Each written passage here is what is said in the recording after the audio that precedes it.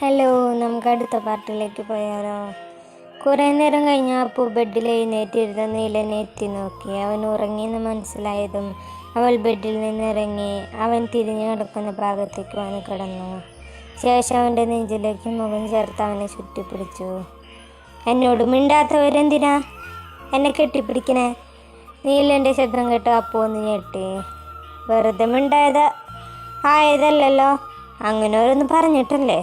കുട്ടിക്കളിയാണ് പോലും. അത് പറയുമ്പോൾ അവളുടെ സ്വരത്തിൽ ദേഷ്യം കലർന്നിരുന്നു. സോറി, അവൻ പതിഞ്ഞ സ്വരത്തിൽ പറഞ്ഞു.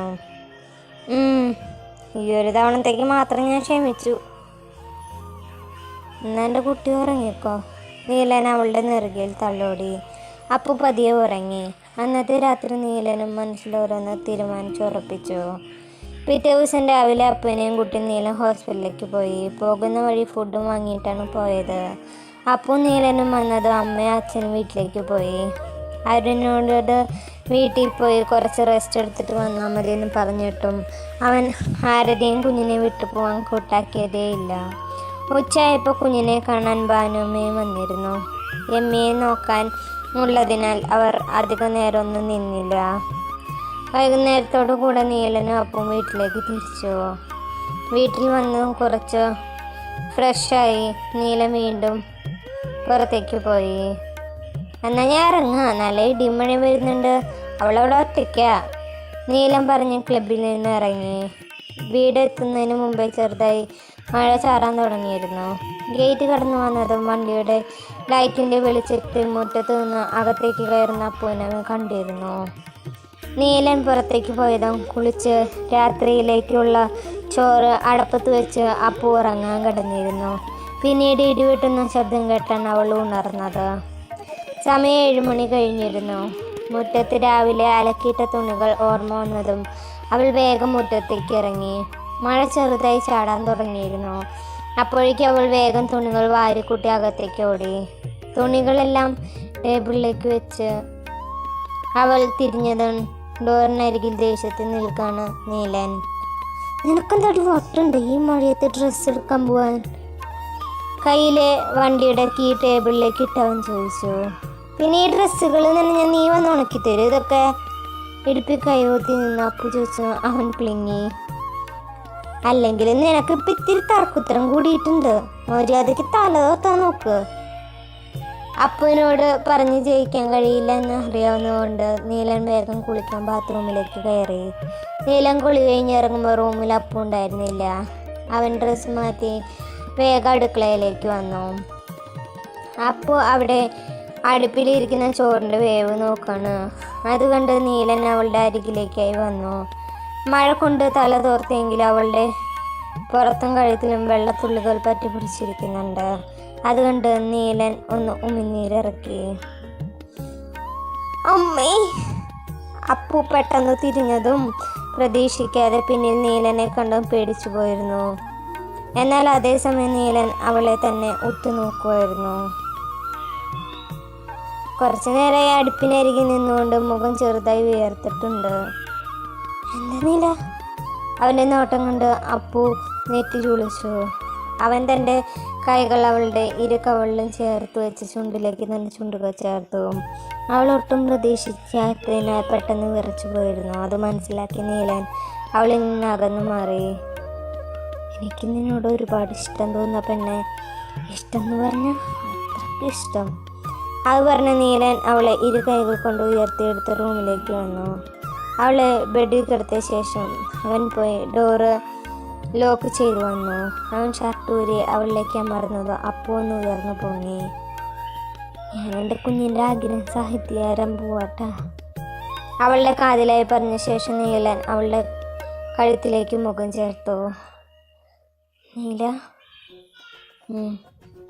അവളുടെ കഴുത്തിലൂടെ മുഖം ഉരച്ചിക്കൊണ്ട് അവൻ മൂളിയതും അപ്പുവിന് വാക്കുകൾ പോലും പുറത്തേക്ക് വന്നില്ല.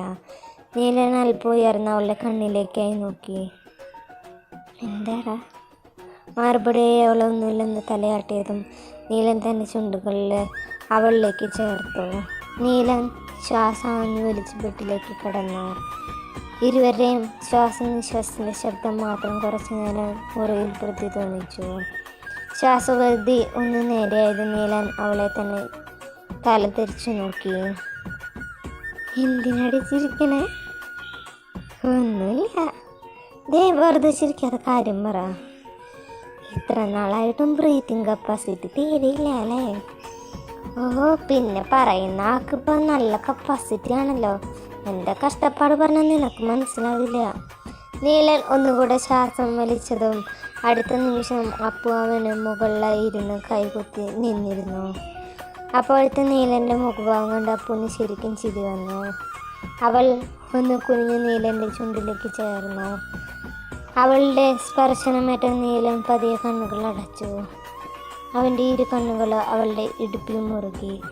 അത്രയും മൃദുലമായ ചുംബനമായിരുന്നു അവളുടേത്. നീലന് താൻ അപ്പൂപ്പൻ താടിയുടെ ഭാരം മാത്രമുള്ളതായി തോന്നി. അവൻ്റെ ചുണ്ടുകളെ സ്വന്തമാക്കിയ ശേഷം അപ്പുവിൻ്റെ കഴുത്തിലേക്ക് മുഖം ചേർത്തു. അവനെ നോക്കി ഒരു കള്ളച്ചിരി ചിരിച്ച് അവൾ അവൻ്റെ കഴുത്തിലെ പല്ലുകൾ ആഴ്ത്തി. അതിൻ്റെ ഭാഗമായി നീലൻ ഒന്ന് ഉയർന്നു പൊങ്ങി. അപ്പുവിൻ്റെ ചുണ്ടുകൾ അവൻ്റെ മേലാകെ ഒഴുകി നടന്നു. അടുത്ത നിമിഷം നീലൻ അവളെ ബെഡിലേക്ക് മറിച്ചിട്ടു. നീല മുഴുവനായി അവളിൽ അലിഞ്ഞു. അവൻ്റെ വിരൽ സ്പർശനത്താൽ അവൾ തരളിതയായി. രാത്രിയുടെ ഏത് യാമത്തിൽ അവൻ അവളിൽ ഒരു പ്രണയകാവ്യം രചിച്ചു.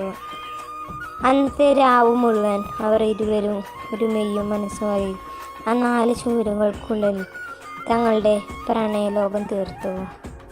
അവരുടെ ശ്വാസനിശ്വാസം ശീലകാരങ്ങളും ആ ലോകത്ത് നിറഞ്ഞു നിന്നു. പിറ്റേന്ന് രാവിലെ ഉണർന്നത് നീലനായിരുന്നു. തലേ ദിവസം രാത്രി ഒന്നും കഴിക്കാത്തതുകൊണ്ട് നല്ലാതെ വിശക്കുന്നുണ്ടായിരുന്നു. അവൻ തല ചിരിച്ച് തനിക്ക് അരികെ കിടക്കുന്നുള്ളിൽ ഒന്ന് നോക്കി. പുതപ്പിനുള്ളിൽ തൻ്റെ നെഞ്ചോട് ചേർന്ന കുഞ്ഞു കുട്ടികളെ പോലെയാണ് അവളുടെ ഉറക്കം. എൻ്റെ പെണ്ണ്, നീലൻ അവളുടെ കവളിൽ ഉമ്മ വെച്ചുകൊണ്ട് വിളിച്ചു. അവൾ മുഖം ചുളിച്ച് മൂളിക്കൊണ്ട് തിരിഞ്ഞു കടന്നു. എണീക്കിടി, സമയത്രയുന്ന അവളുടെ പിൻകഴുത്തിൽ മുഖം ഉരച്ചുകൊണ്ട് അവൻ പറഞ്ഞു. എന്നാൽ കേട്ട ഭാവം നടിക്കാതെ നല്ല ഉറക്കത്തിലാണ് അവൾ. അതോടെ അവളെ ഒന്നുകൂടെ പതിപ്പിച്ച് നീലൻ ബെഡിൽ നിന്ന് എണീറ്റു. താഴെ കിടക്കുന്ന മുണ്ടെടുത്തുകൊടുത്ത ശേഷം ബാത്റൂമിൽ പോയി ഫ്രഷായി തിരികെ വന്നു. വണ്ടിയുടെ കീ എടുത്ത് വാതിൽ പൂട്ടി അവൻ പുറത്തേക്ക് ഇറങ്ങി. നീലൻ പുറത്ത് പോയി ഫുഡ് വാങ്ങി വരുമ്പോഴേക്കും അപ്പു എണീറ്റ് കുളിച്ചിരുന്നു. ഇന്ന് ആദ്യമേ ഹോസ്പിറ്റലിൽ നിന്ന് ഡിസ്ചാർജ് ചെയ്യും. അതുകൊണ്ട് ഭക്ഷണം കഴിഞ്ഞ് ഇരുവരും റെഡിയായി ഇറങ്ങി. നീലൻ പുറത്ത് പോയി ഫുഡ് വാങ്ങിക്കൊണ്ട് വരുമ്പോഴേക്കും അപ്പോൾ എണീറ്റ് കുളിച്ചിരുന്നു. നീലൻ തന്നെ ഏർപ്പാടാക്കിയ കാറിലാണ് ആദ്യമേ കൊണ്ടുവന്നത്. ആരതിയുടെ വീട്ടിലേക്കാണ് അവരെ കൊണ്ടുപോയത്. ദിവസങ്ങൾ മാറ്റമില്ലാതെ കടന്നുപോയി. അതിനിടയിൽ ആരതിയുടെ കുഞ്ഞിൻ്റെ നൂലുകെട്ടും കഴിഞ്ഞു. 1000 വർഷത്തിൽ പിറന്നതിനാൽ അവർ കുഞ്ഞിന് ആയില്യ എന്ന് പേരിട്ടു. വീട്ടിൽ അല്ലു എന്ന് വിളിക്കും. അപ്പോൾ കുഞ്ഞിനെ കാണാൻ ഇടയ്ക്കിടയ്ക്ക് നീലനെ കൂട്ടിപ്പോകും. എന്നാൽ എക്സാം ആവാറായപ്പോഴേക്കും അതൊരു സ്ഥിരം പരിപാടിയായതിനാൽ നീലൻ ആ ശീലം പതിയെ നിർത്തി. പഠിച്ചാൽ മാത്രമേ വാവയെ കാണാൻ കൊണ്ടുപോകൂ എന്ന നിബന്ധന വച്ചതും അപ്പു ആകെ പെട്ടുപോയിരുന്നു. അതോടെ ആള് നല്ല കുട്ടിയെ പഠിക്കാൻ തുടങ്ങി. വീണ്ടും മാറ്റമില്ലാതെ ദിവസങ്ങൾ കടന്നുപോയി. അതിൻ്റെ ഇടയിൽ അപ്പുവിൻ്റെ ലാസ്റ്റ് സെം എക്സാം കൂടെ നടന്നു. ഇന്നത്തോടു കൂടെ എല്ലാ എക്സാമും കഴിഞ്ഞു. ഇനി പ്രൊജക്റ്റ് സബ്മിഷനും വൈവയ്ക്ക് മാത്രമായി കോളേജിൽ പോവേണ്ടതുള്ളൂ. വൈകുന്നേരം ക്ലാസ് വിട്ട് വന്നത് മുതൽ അപ്പു നീലം വരുന്നു നോക്കിയിരിക്കുകയാണ്. അവളുടെ മുഖത്താണെങ്കിൽ പതിവില്ലാത്ത സന്തോഷം നിറഞ്ഞു നിൽക്കുന്നുണ്ട്. ഇതെല്ലാവർക്കും നന്ദി. പുതിയൊരു വീഡിയോ ആയിട്ട് നാളെ കാണാം. അപ്പോൾ നല്ലൊരു ദിവസം നേരുന്നു. താങ്ക്